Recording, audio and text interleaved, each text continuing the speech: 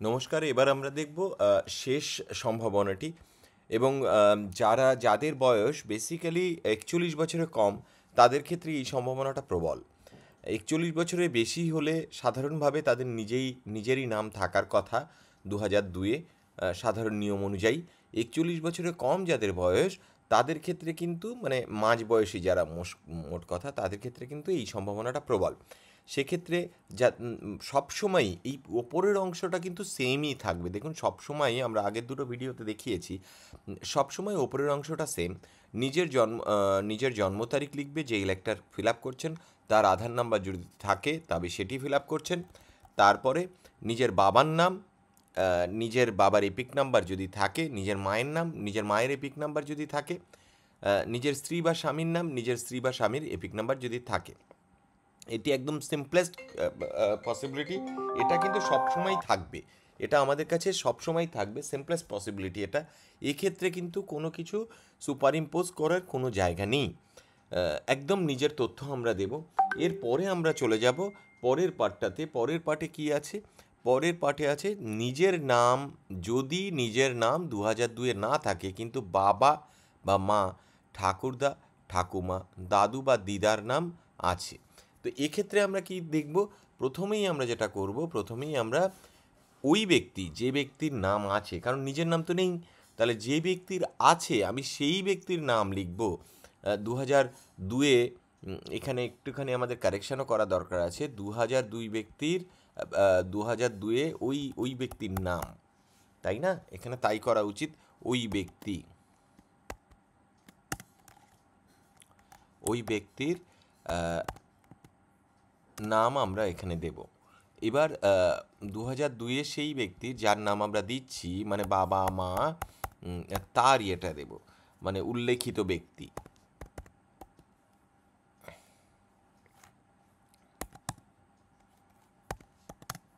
উল্লেখিত ব্যক্তির মানে প্রথম পয়েন্টে যার নাম উল্লেখ করেছি তার এপিক নাম্বার। এবার ঠিক একই রকমভাবে তার পরের পয়েন্টে আছে 2002-এর লিস্টে আত্মীয়ের নাম। এই আত্মীয়ের নামটা কার হবে? আমরা সবাই কনফিউজড, আমি নিজেও প্রথমে কনফিউজড হচ্ছিলাম হয়তো, কিন্তু খুব পরিষ্কারভাবে বুঝুন, এখানে সবসময় তথ্য 2002-এর দিতে হবে। এখানে কোনো সুপার ইম্পোজ বা থিঙ্কিংয়ের কোনো ব্যাপার নেই। আমি 2002-এর যদি নিজের নাম থাকে তাহলে এপাশে লিখব, আর বাকি এই ছজন বাবা মা ঠাকুরদা ঠাকুমা দাদু দিদা, এই যদি আমার নাম না থাকে তাহলে বাকি এই ছজনের নাম যদি থাকে তাহলে তার 2002-এ যা নাম ছিল ঠিক তাই লিখব, তার 2002-এ যা এপিক নাম ছিল তাই লিখব। তার আত্মীয় মানে তার বাবার নামই থাকবে, বা যদি আমি মায়ের এপিক দিই বা মানে মহিলাদের মা বা ঠাকুমা বা দিদার এপিক নাম্বার, দিদার নাম যদি এখানে বসাই তাহলে তার স্বামীর নাম এখানে থাকবে আত্মীয়র জায়গায়। আর বাবা, আমি যখনই লিখব বাবা বা ঠাকুরদা বা দাদু, এই তিনজনের নাম যখন লিখব তখন অবশ্যই এখানে তাদের বাবার নাম থাকবে।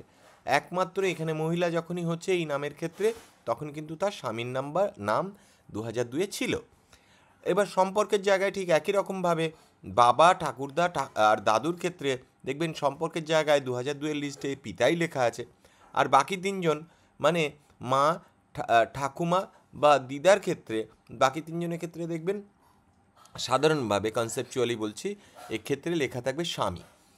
আর 2002-এর লিস্টে জেলা, এই জেলাটি আমাদের ক্ষেত্রে অবশ্যই নদিয়া জেলা হবে, কিন্তু কখনো কখনো আমরা যেহেতু 92 কল্যাণীর পক্ষ থেকে এটা মানাচ্ছি, এই ভিডিওটা করছি, তো আমাদের ক্ষেত্রে এটা 92 কল্যাণী ক্ষেত্রে জেলা নদিয়াই ছিল, আগেও ছিল নদিয়া, এখনও নদিয়াই আছে। আর রাজ্যের নাম পশ্চিমবঙ্গ অবশ্যই হবে এখানে। বিধানসভা ক্ষেত্রের নাম 2002-এর ক্ষেত্রে আমাদের কিন্তু 92 কল্যাণী যেরকম রয়েছে, 2002-এ কিন্তু 92 কল্যাণী ছিল না, 82 চাকদা ছিল বা 83 হরিণঘাটা ছিল। ন্যাচারালি সেইগুলোকে কম্বাইন করে 92 কল্যাণী হয়েছে এখন আমাদের।